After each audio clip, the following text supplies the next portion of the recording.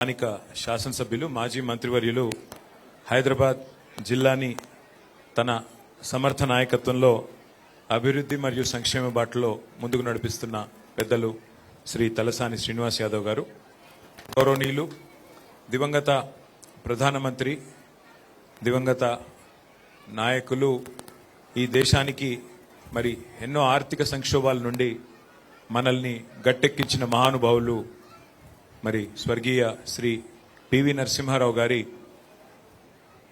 వారి పుత్రిక, ఈ ట్రస్ట్కి ప్రధాన బాధ్యులు శాసన మండలి సభ్యురాలు శ్రీమతి సురభి వాణిదేవి అక్కగారికి, అట్లాగే వేదిక పైన ఉన్న గౌరవనీయులు శ్రీ సుబ్బారావు గారు, మా సోదరుడు మరి నరేందర్ గారు, తలసాని సాయి కిరణ్ గారు, మహేశ్వరి గారు, శ్రీహరి గారు, జ్వాల నరసింహారావు గారు, ఇంకా ఈ ట్రస్ట్ సభ్యులందరికీ, ట్రస్ట్లో భాగస్వాములై పనిచేస్తున్న సభ్యులందరికీ, శ్రీ రామానంద తీర్థ మెమోరియల్ మోడల్ స్కూల్ అధ్యాపకులకి, అట్లాగే నాన్ టీచింగ్ స్టాఫ్కి, ఇక్కడ చదువుకుంటున్న పిల్లలకి, పిల్లల తల్లిదండ్రులకి, మీడియా మిత్రులకి, ఈరోజు ఈ కార్యక్రమానికి నన్ను ఆహ్వానించిన తలసాని శ్రీనివాస్ యాదవ్ గారికి ప్రత్యేకంగా ధన్యవాదాలు, ప్రత్యేకంగా కృతజ్ఞతలు. పిల్లలతోని గడిపినప్పుడు వచ్చే ఆనందం, పిల్లలతో ఒక 10 నిమిషాలు గడిపినా వచ్చినప్పుడు ఉండే ఆనందం వేరే ఏ సందర్భంలో కూడా మనకి రాదు. కల్మషం లేని హృదయం నిండా మరి ఏ స్వార్థము లేని పిల్లలు, ముఖ్యంగా ఇక్కడ మా వాణిదేవి గారు అదృష్టవంతురాలు. ఎందుకంటే మీకు కొంతమంది లేరు, మనవలు మనవరాలు ఇంతమంది ఉన్నారు, 240 మంది మామూలు విషయం కాదు. మరి వారి కోసం చక్కటి ప్రాంగణంలో ఇంత బ్రహ్మాండమైన పాఠశాల నడుపుతున్నారు. వారికి హృదయపూర్వకంగా నా అభినందనలు, హృదయపూర్వకంగా మొత్తం ట్రస్ట్ నిర్వహిస్తున్న ట్రస్ట్ సభ్యులందరికీ కూడా మనస్ఫూర్తిగా శుభాకాంక్షలు. శ్రీనివాస్ యాదవ్ గారు కూడా ప్రత్యేకంగా వారు మరి ఈ కార్యక్రమానికి ఆహ్వానించినప్పుడు నేను అనుకున్నాను, మరి చిన్న ప్రోగ్రాం ఉంది కదా ఎందుకు పిలిచినారని.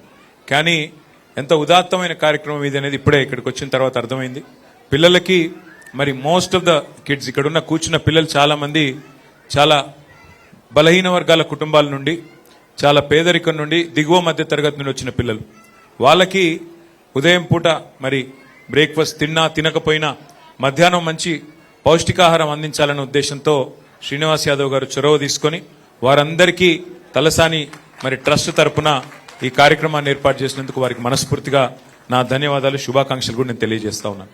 ఇవాళ ప్రభుత్వంలో ఆనాడు మేము ఉన్నప్పుడు మరి చాలా ప్రయత్నాలు చేశాం.